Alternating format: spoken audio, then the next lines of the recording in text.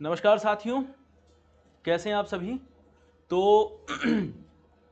आज से एक नया कॉन्टिनेंट शुरू करते हैं, अफ्रीका। तो अफ्रीका के बारे में जो बातें ध्यान रखनी है वो क्या हैं। अगर बात करें अफ्रीका कॉन्टिनेंट की, तो अफ्रीका एक ऐसा महाद्वीप है जो क्षेत्रफल और जनसंख्या की दृष्टि से, दोनों ही क्षेत्रफल और जनसंख्या दोनों ही दृष्टि से विश्व का दूसरा सबसे बड़ा महाद्वीप है। साथ ही साथ ये एक ऐसा महाद्वीप है जहां से विषुवत रेखा, कर्क रेखा, मकर रेखा और 0 डिग्री देशांतर रेखा यानी कि प्रधान याम्योत्तर रेखा गुजरती है। तो हम कह सकते हैं यहां से क्या क्या, विषुवत रेखा,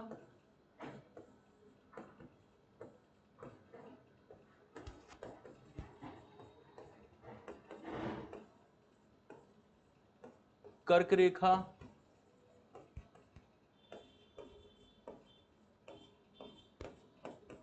मकर रेखा और प्राइम मेरिडियन या प्रधान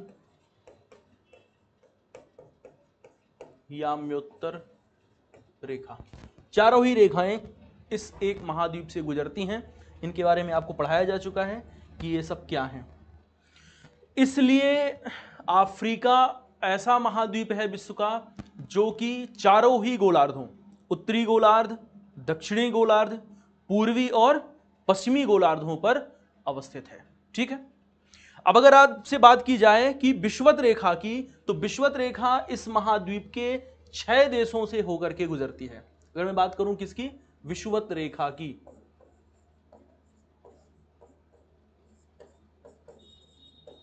तो विषुवत रेखा की अगर हम बात करें तो विषुवत रेखा इस महाद्वीप के 6 देशों से होकर के गुजरती है। कौन कौन से देश हैं, तो देश हैं Somalia, Kenya, Uganda, Dominican Republic of Congo, Congo और गैबन। इनके नाम याद रखिएगा क्योंकि प्रीलिम्स में नाम पूछ सकता है। कौन कौन देश हैं जहां से होकर के गुजरती है, तो हम कह सकते हैं कि Somalia,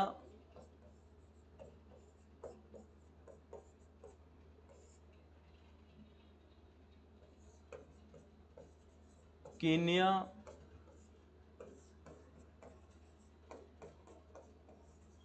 Uganda,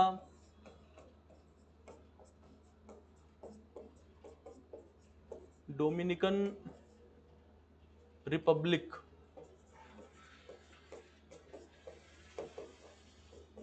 of Congo, Congo और गैबन। ये देश हैं जहां से होकर के कौन सी रेखा, तो विषुवत रेखा गुजरती है अफ्रीका महाद्वीप में। अब अगर बात करें कि कर्क रेखा की, तो कर्क रेखा ये कुल विषुवत रेखा कुल 6 देशों से होकर के गुजर रही है अफ्रीका महाद्वीप में। कर्क रेखा की बात करें तो कर्क रेखा 7 देशों से होकर के गुजरती है। यहां से इजिप्ट से होकर के गुजरती है। नेक्स्ट पेज में लिख देता हूं, जगह कम है वहां। तो अगर हम बात करें किसकी, विषुवत रेखा की, तो विषुवत रेखा तो हो चुका। किसकी बात करें हम लोग, विषुवत रेखा के बाद कर्क रेखा की। तो जब कर्क रेखा की बात करते हैं तो कर्क रेखा अफ्रीका महाद्वीप के कितने देशों से, तो कुल मिलाकर के 7 देश हैं जहां से होकर के कर्क रेखा गुजरती है। कर्क रेखा यानी 23.5 डिग्री नॉर्थ अक्षांश। ठीक, कौन से हैं, तो इजिप्ट है, अपने एटलस में मार्क करिएगा। तो अपने एटलस में सारी लोकेशन को मार्क करते चलना है ताकि याद रहे। ठीक है, इजिप्ट, इजिप्ट के बाद है लीबिया, लीबिया के बाद है नाइजर, नाइजर के बाद है अल्जीरिया, अल्जीरिया के बाद है माली, माली के बाद है मॉरिटानिया, और फिर है पश्चिमी सहारा। ठीक है, 7, ये 7 कुल देश हैं जहां से होकर के कर्क रेखा गुजरती है। तो 7 ये ऐसे देश हैं अफ्रीका महाद्वीप के जहां से होकर के कर्क रेखा गुजरती है। ये 23.5 डिग्री उत्तरी अक्षांश रेखा यहां से गुजरती है। अब अगर मकर रेखा की बात करें तो मकर रेखा अफ्रीका महाद्वीप के कुल 5 देशों से होकर के गुजरती है। अगर मैं बात करूं किसकी, मकर रेखा की, मकर रेखा की अगर हम बात करें तो मकर रेखा कुल कितने देशों से होकर गुजरती है, कुल 5 देश हैं। कौन कौन से, तो मेडागास्कर,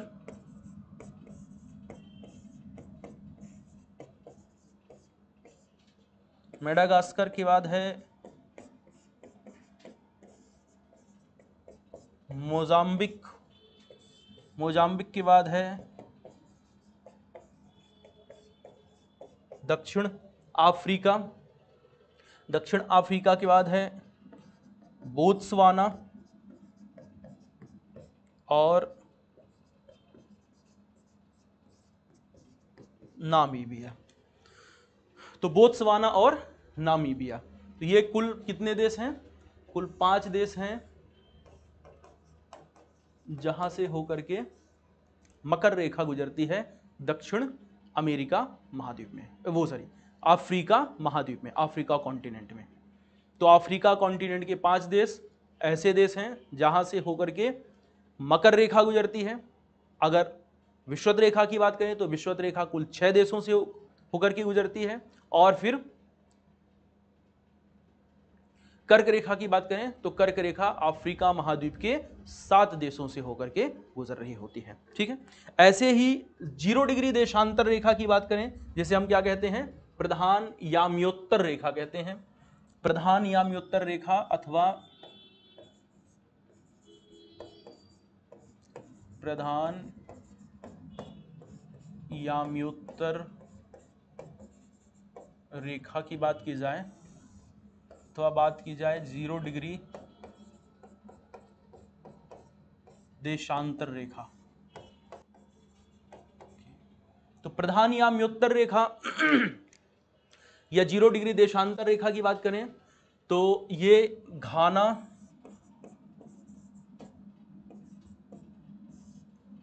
मार्क करिएगा, घाना, घाना के बाद टोगो, उसके बाद है एक देश बुर्किना फासो। तो Ghana, Togo, Burkina Faso, Burkina Faso के बाद है माली, और माली के बाद है अल्जीरिया। माली और अल्जीरिया ये ऐसे देश हैं जहां से होकर के आपकी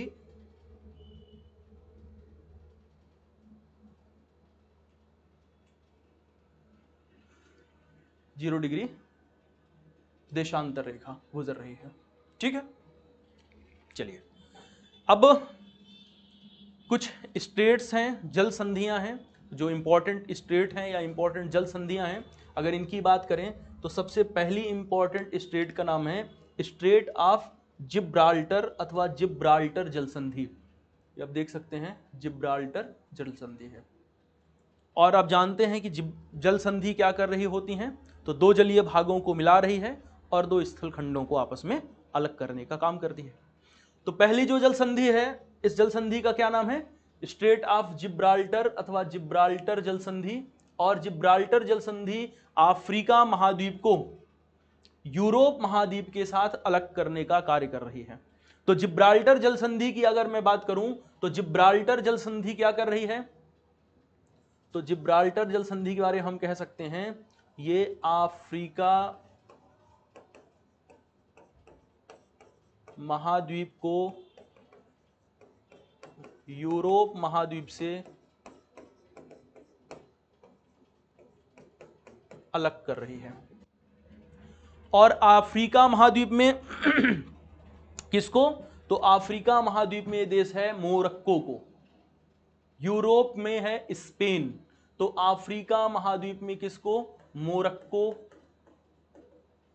को। यूरोप महाद्वीप का देश है स्पेन से अलग कर रही है और दो सागरों को आपस में जोड़ने का काम कर रही है। और ये दो सागर कौन कौन से हैं? तो हम कह सकते हैं भूमध्य सागर, भूमध्य सागर को जोड़ रही है अटलांटिक सागर से। तो भूमध्य सागर को अटलांटिक सागर के साथ जोड़ने का कार्य कर रही है। दूसरी एक बात पढ़ते हैं, हम लोग जानते हैं सिनाई स्थल संधि के बारे में।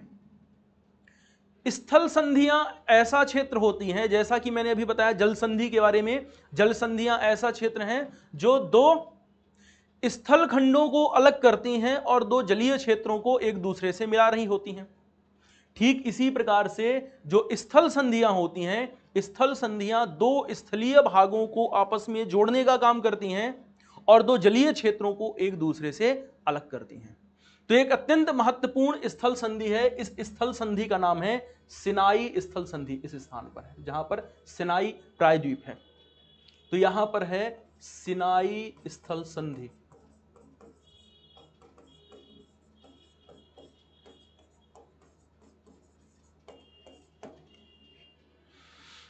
ये सिनाई स्थल संधि क्या कार्य कर रही है? तो सिनाई स्थल संधि की अगर हम बात करें तो सिनाई स्थल संधि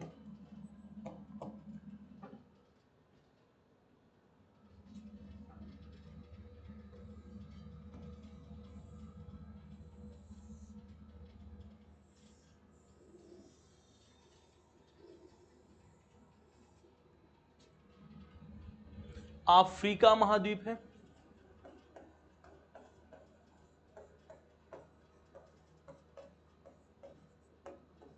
और ये है एशिया महाद्वीप।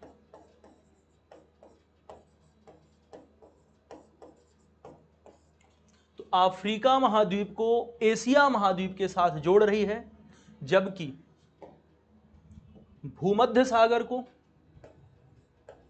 यहां है भूमध्य सागर, भूमध्य सागर को ये है लाल सागर, लाल सागर से अलग करने का कार्य कर रही है। ठीक, इस सिनाई स्थल संधि पर अवस्थित है ये प्रायद्वीप। इस प्रायद्वीप का नाम है सिनाई पेनिनसुला।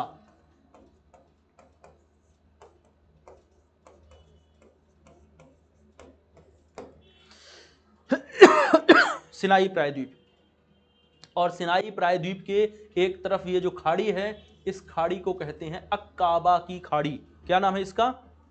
गल्फ ऑफ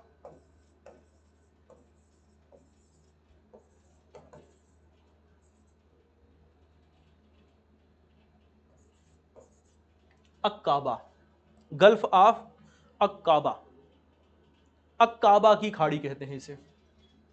और यहां पर जो खाड़ी है ये है स्वेज की खाड़ी।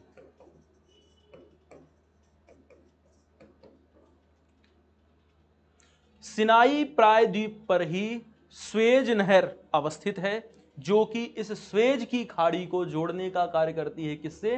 स्वेज की खाड़ी को जोड़ती है भूमध्य सागर से। तो इस स्थान पर एक नहर है, इस नहर का नाम है क्या? स्वेज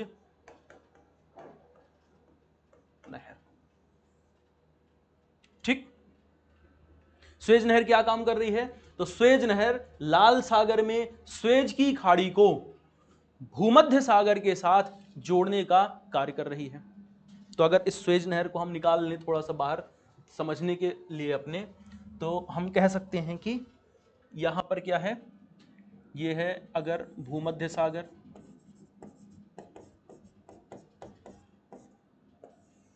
और ये है हमारी स्वेज नहर। ठीक, इधर है आपका लाल सागर,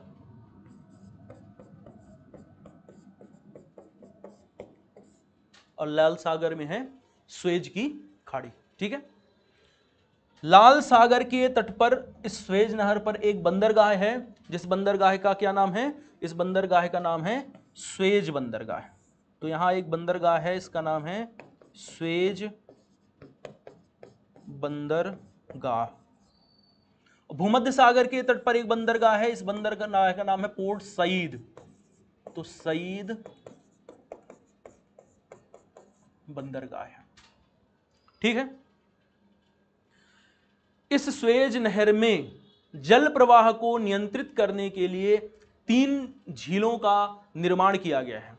तो इस स्वेज नहर में 3 झीलें बनाई गई हैं, और 3 झीलें कौन कौन सी हैं? तो एक झील का नाम है लिटिल बिटर, एक का नाम है ग्रेट बिटर, और एक का नाम है टिम्सा। टिम्सा झील,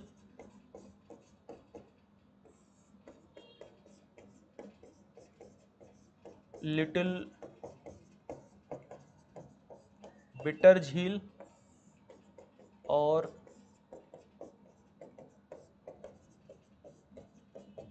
ग्रेट बिटर झील। ठीक है, तो इस तरह से 3 झीलों का निर्माण किया गया है, और इन 3 झीलों के द्वारा जो जल प्रवाह होता है, इस जलीय प्रवाह को नियंत्रित करने का प्रयास किया गया है इन झीलों के माध्यम से। इस झील का निर्माण किया गया था, इस नहर की अगर बात की जाए तो इस नहर का निर्माण किया गया था 1869 में। तो इस नहर का निर्माण किया गया है स्वेज की खाड़ी में, जो स्वेज नहर है, इस स्वेज नहर का निर्माण किया गया है कब? 1869 ईस्वी में, 1869 में। और इसकी कुल लंबाई की अगर बात की जाए तो इसकी कुल लंबाई है 168 किलोमीटर। 168 किलोमीटर इसकी कुल लंबाई है। 1956 में आकर के मिस्र ने इसका राष्ट्रीयकरण कर दिया है। तो इस बात को भी याद रखिएगा कि कब? तो 1956 में मिस्र के द्वारा इसका राष्ट्रीयकरण किया गया।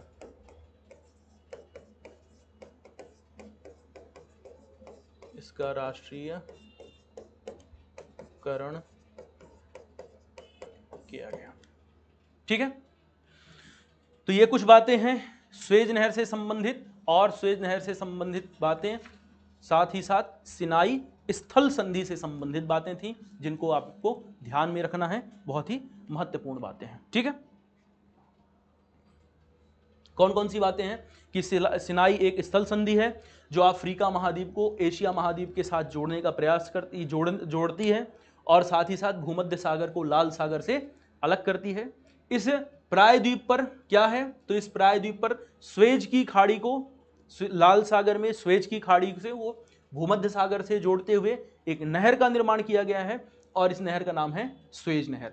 स्वेज नहर पर जल की प्रवाह को नियंत्रित करने के लिए 3 झीलों का निर्माण किया गया है, टिम्सा झील, लिटिल बिटर झील और ग्रेट बिटर झील। ठीक, इसके बाद कब इसका किया गया निर्माण? तो 1869 में निर्माण किया गया।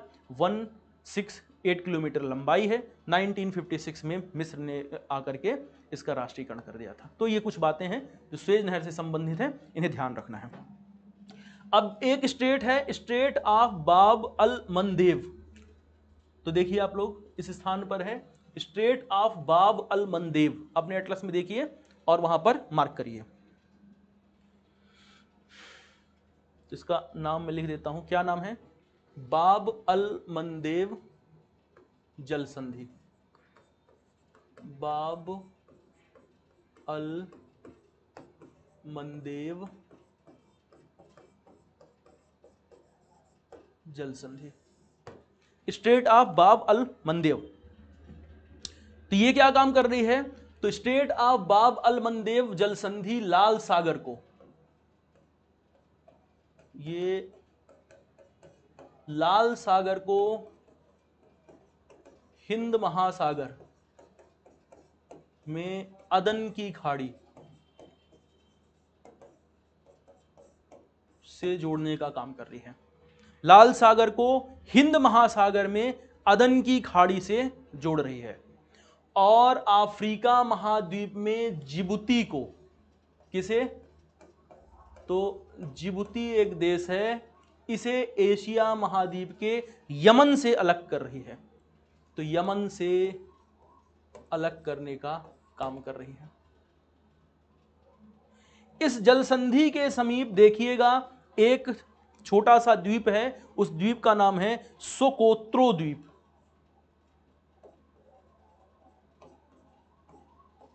सोकोत्रो द्वीप कहां पर? अदन की खाड़ी की तरफ। यमन का एक द्वीप है, तो सोकोत्रो द्वीप है जो कि यमन का एक द्वीप है। तो इसे भी मार्क कर लीजिएगा अपने एटलस में, सोकोत्रो द्वीप। फिर है मोजाम्बिक चैनल, तो आप देख ही सकते हैं कि यह है आपका मोजाम्बिक चैनल,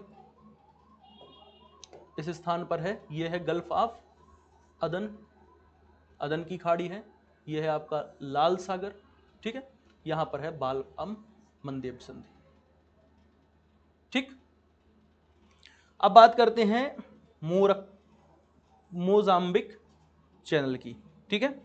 तो मोजाम्बिक चैनल कहां पर है? मेडागास्कर को अलग कर देता है अफ्रीका महाद्वीप की मुख्य भूमि के साथ।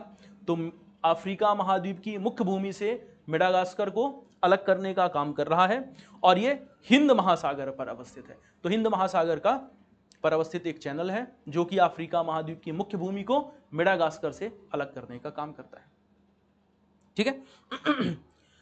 मोरक्को, अल्जीरिया, ट्यूनीसिया और लीबिया, कौन कौन से?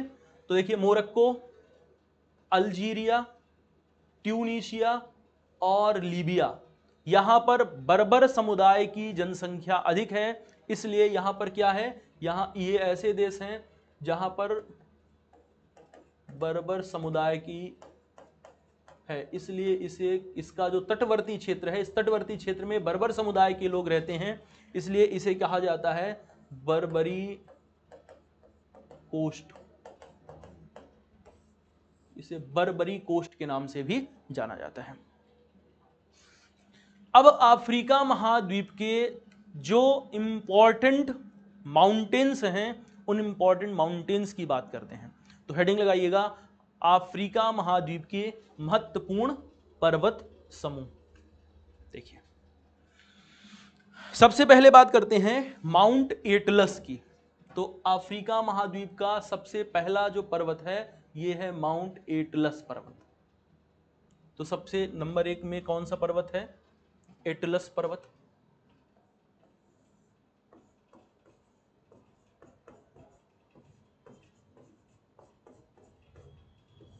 ये जो एटलस पर्वत है ये कैसा पर्वत है?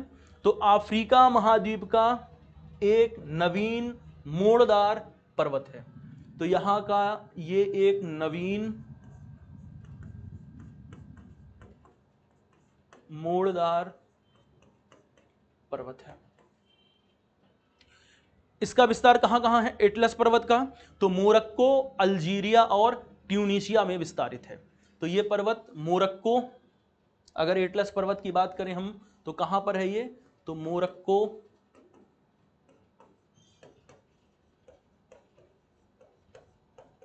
अल्जीरिया और ट्यूनीशिया। मोरक्को, अल्जीरिया, ट्यूनीशिया पर विस्तारित है। इस पर्वत की चोटी है माउंट टोबकल। क्या नाम है इसका? माउंट टोबकल।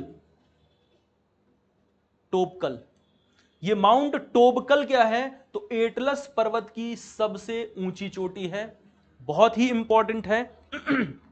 मोरक्को पर अवस्थित है, तो अत्यंत महत्वपूर्ण इंपॉर्टेंट चोटी है। चोटी का नाम कहां कहां पर है? तो मोरक्को पर है, और मोरक्को पर स्थित है चोटी, और इसका नाम है माउंट टोबकल। नाम यहां नहीं दिख रहा है, मैं लिख देता हूं। क्या नाम है? माउंट, इस पर्वत चोटी का नाम है माउंट टोबकल। मोरक्को पर है और अफ्रीका महाद्वीप की एक अत्यंत महत्वपूर्ण चोटी है जो कि मोड़दार पर्वतीय क्षेत्र पर अवस्थित है, ठीक है। दूसरा देखते हैं, इथोपियन हाईलैंड की बात करते हैं। तो ये एरिया है, इसे कहा जाता है इथोपियन हाईलैंड का एरिया, और ये इथोपियन हाईलैंड की जो भूमि है, इथोपियन हाईलैंड का एरिया है, इस इथोपियन हाईलैंड में रास दसान, आप देखिएगा एक चोटी है रास दसान।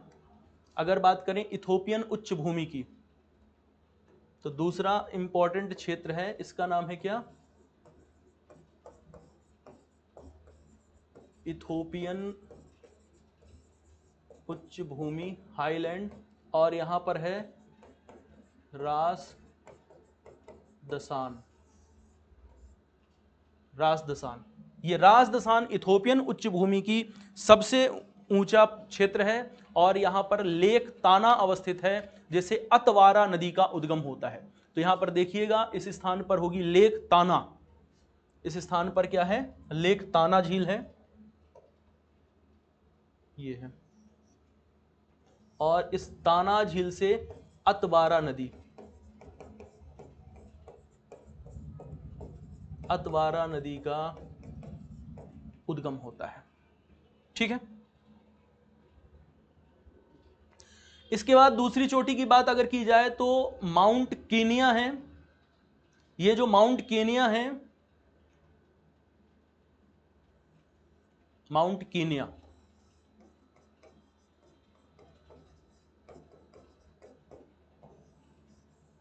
माउंट केनिया है, और माउंट केनिया कैसी है, तो अफ्रीका महाद्वीप की दूसरी सबसे ऊंची चोटी है, विषुवत रेखा पर अवस्थित है। इसके बारे में दो बातें ध्यान रखनी है।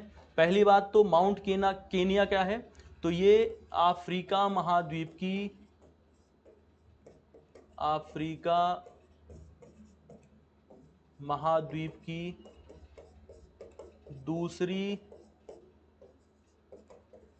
सबसे ऊंची चोटी है, और ये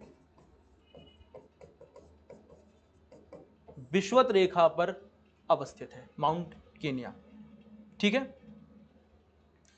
फिर एक चोटी है, पर्वत चोटी है, उसका नाम है माउंट किलिमंजारो। ठीक है, मैं नेक्स्ट पेज में लिख देता हूं, क्योंकि बहुत ही महत्वपूर्ण पर्वतीय क्षेत्र है।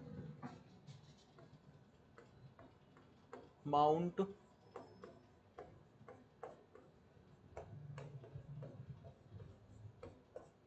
किलिमंजारो।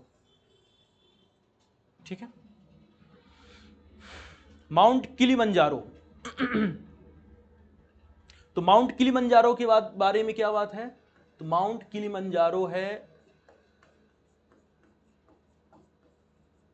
तंजानिया में, ये अफ्रीका महाद्वीप की सबसे ऊंची चोटी है, अफ्रीका महाद्वीप की सबसे ऊंची चोटी है, एक प्रकार का ज्वालामुखी पर्वत का उदाहरण है। तो ये ज्वालामुखी पर्वत का उदाहरण है माउंट किलिमंजारो। ठीक है, साल भर बर्फ से ढका रहता है, क्योंकि विषुवत रेखा के समीप है, तो साल भर बर्फ से ढका रहता है। विषुवत रेखा के समीप होने के बाद भी ये साल भर बर्फ से ढका रहता है, क्योंकि इसकी ऊंचाई अधिक है, और विश्व में इसकी ढलान पर विश्व प्रसिद्ध कहवा का उत्पादन किया जाता है। तो इस पर्वत की ढलान पर क्या है, तो इस पर्वत की ढलान पर कहवा, कहवा की कृषि की जाती है, जो कि विश्व प्रसिद्ध कहवा है। ठीक है, चलिए, तो ये इंपॉर्टेंट पर्वतें हैं। इसके बाद लास्ट में एक पर्वत देख लेते हैं, माउंट कैमरून। ये बड़ा ही महत्वपूर्ण पर्वतीय क्षेत्र है, इधर है, ये है कैमरून पर्वत। तो माउंट कैमरून, तो इसके बारे में लिख देता हूं मैं, क्या नाम है, कैमरून। इंपॉर्टेंट बात क्या है, तो इंपॉर्टेंट बात है अफ्रीका का एकमात्र सक्रिय ज्वालामुखी है। तो ये अफ्रीका महाद्वीप का, अफ्रीका महाद्वीप का एकमात्र सक्रिय ज्वालामुखी पर्वत है। इसका समुद्रवर्ती ढाल, समुद्रवर्ती ढाल, इसके समुद्रवर्ती ढाल में अफ्रीका महाद्वीप में सबसे अधिक वर्षा होती है, या समुद्रवर्ती ढाल, कैमरून पर्वत का समुद्रवर्ती ढाल अफ्रीका महाद्वीप में सर्वाधिक वर्षा प्राप्त करने वाला क्षेत्र है। तो सबसे अधिक वर्षा प्राप्त करने वाला क्षेत्र है इसका समुद्रवर्ती ढाल। एक माउंटेन है, माउंटेन ड्रकेन्सबर्ग, इसका भी नाम ध्यान रखिएगा। तो एक पर्वत है ड्रकेन्सबर्ग, के बारे में ध्यान रखिएगा। ये कहां पर है? तो ये दक्षिण अफ्रीका का पर्वतीय क्षेत्र है। तो अफ्रीका महाद्वीप के दक्षिण में अवस्थित एक पर्वतीय क्षेत्र है माउंट ड्रकेन्सबर्ग, इसको ध्यान रखना है। अब अगर हम बात करते हैं अफ्रीका महाद्वीप की कुछ इंपॉर्टेंट झीलों की, तो सबसे पहले बात करेंगे लेक न्यासा। हेडिंग लगाइए, अफ्रीका महाद्वीप की महत्वपूर्ण झीलें। अफ्रीका महाद्वीप की महत्वपूर्ण झील। चलिए, तो अफ्रीका महाद्वीप की जो सब महत्वपूर्ण झीलें हैं, उनमें से जो पहली झील है, इस झील का नाम है न्यासा झील। इसे मलावी झील भी कहा जाता है। तो न्यासा झील अथवा मलावी झील, आपने एटलस में मार्क करिए न्यासा अथवा मलावी को। तंजानिया ये झील अवस्थित है, देखिएगा। एक देश है तंजानिया। तंजानिया के बाद मोजाम्बिक,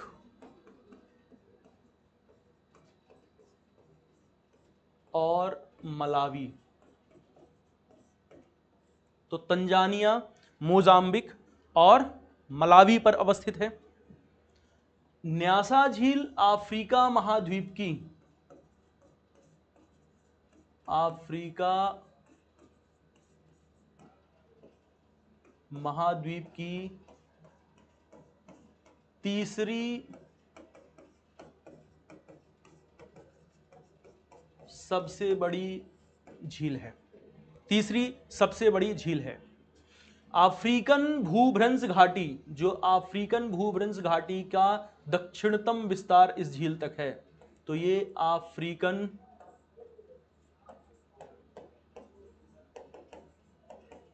भूभ्रंश घाटी का दक्षिणतम विस्तार इस झील तक है। ठीक है। इस न्यासा झील अथवा मलावी झील को कैलेंडर झील के नाम से भी जाना जाता है। तो इसे कैलेंडर झील के नाम से भी जानते हैं।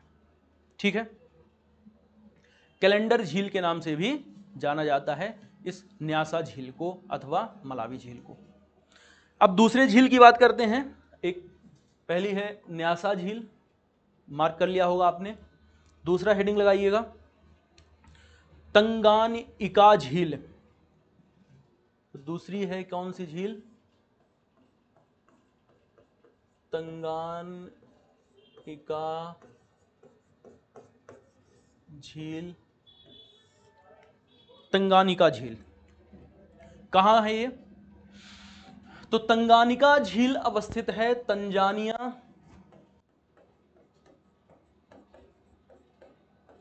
Plus Dominican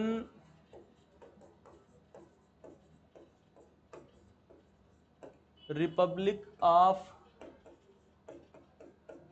Congo plus Zambia और बुरुंडी देशों में।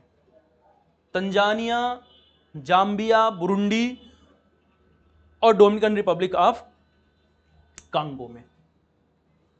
तंगानिका झील विश्व की दूसरी सबसे गहरी झील है। तो इसके बारे में जो ध्यान रखने वाली बात है वो क्या है कि ये वैकाल लेक के बाद विश्व की दूसरी सबसे गहरी झील है। तो विश्व की दूसरी सबसे गहरी झील है और अफ्रीका महाद्वीप की दूसरी सबसे बड़ी झील भी है। तो ये अफ्रीका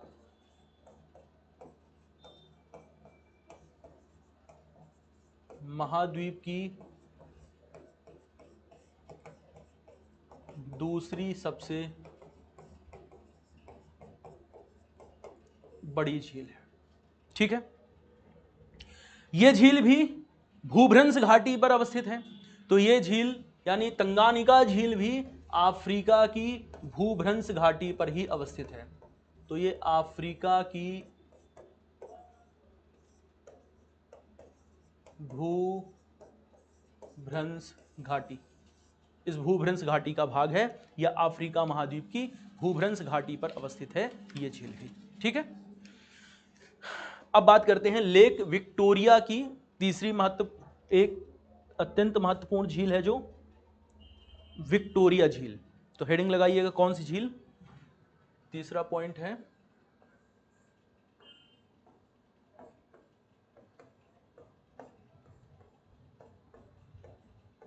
विक्टोरिया झील। ठीक है, यह है तंजानिया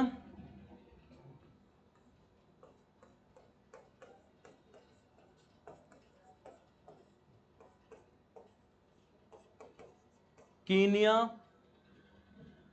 और युगांडा की सीमा पर। तो तंजानिया, केनिया, युगांडा की सीमा पर अवस्थित है विक्टोरिया झील। अफ्रीका महाद्वीप की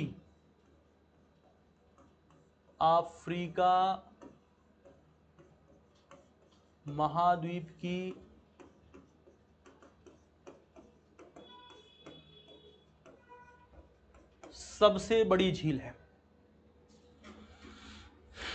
अफ्रीका महाद्वीप की सबसे बड़ी झील है और विश्व में मीठे पानी की दूसरी सबसे बड़ी झील है ये। तो दूसरी बात क्या है कि ये विश्व में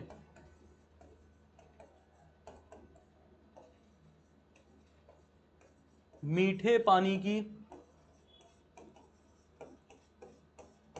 दूसरी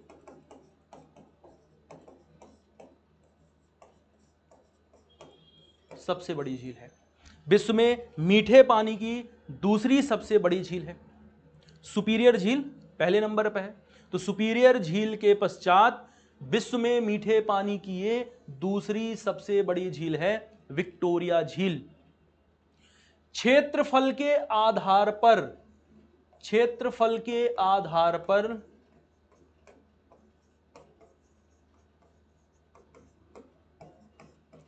विश्व की तीसरी सबसे बड़ी झील है। पहले नंबर में कैस्पियन सागर, दूसरे नंबर में लेक सुपीरियर और तीसरे नंबर पे है विक्टोरिया झील। तो क्षेत्रफल के आधार पर यह विश्व की तीसरी सबसे बड़ी झील है। विषुवत रेखा इस झील के समीप से गुजरती है, यानी इस झील के से होकर के विषुवत रेखा गुजरती है। तो यहां से होकर के क्या गुजरती है? विषुवत रेखा गुजरती है। इस दृष्टि से अगर देखा जाए तो विक्टोरिया झील विश्व में उष्णकटिबंधीय क्षेत्र में अवस्थित विश्व की सबसे बड़ी झील है। उष्णकटिबंधीय क्षेत्र में स्थित विश्व की सबसे बड़ी झील है विक्टोरिया झील। इस विक्टोरिया झील से श्वेत नील नदी का उद्गम होता है। तो इस झील से क्या है नेक्स्ट इंपॉर्टेंट बात कि यहां से श्वेत नील नदी का उद्गम होता है और अगली जो इंपॉर्टेंट बात है वो ये है कि ये एक ऐसी झील है जो कि अफ्रीका भूभ्रंश घाटी का भाग नहीं है। तो इसके बारे में नेक्स्ट इंपॉर्टेंट पॉइंट लिख लीजिएगा कि विक्टोरिया झील अफ्रीका की भूभ्रंश घाटी का भाग नहीं है, भूभ्रंश घाटी पर स्थित नहीं है ये झील। ठीक है, अब अंतिम और इंपॉर्टेंट झील है, उस झील का नाम है लेक चार्ड अथवा चार्ड झील। आप लोग एटलस में अपने मार्क करिए, क्या नाम है? चार्ड झील। चार्ड झील देखिए कहां पर है, तो सहारा मरुस्थल पर अवस्थित है। और यह सहारा मरुस्थल पर अवस्थित है, सहारा मरुस्थल की सबसे बड़ी झील है। तो ये सहारा मरुस्थल की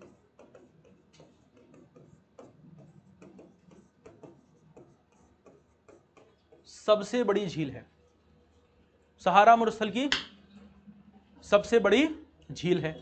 और यह झील अंतःस्थलीय अपवाह तंत्र का निर्माण करती है। किसका करती है? तो अंतःस्थलीय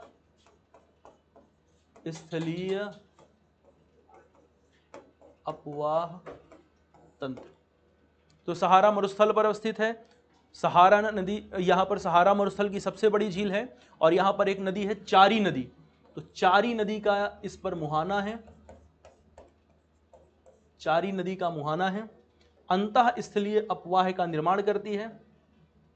चार्ड झील सहारा मरुस्थल की झील है और क्या है, तो हम कह सकते हैं अंतःस्थलीय अपवाह का ये उदाहरण बनाती है, अंतःस्थलीय अपवाह बनाती है। ठीक है, तो आज के लिए यहीं तक रखते हैं, नेक्स्ट क्लास में टॉपिक और आगे बढ़ाएंगे।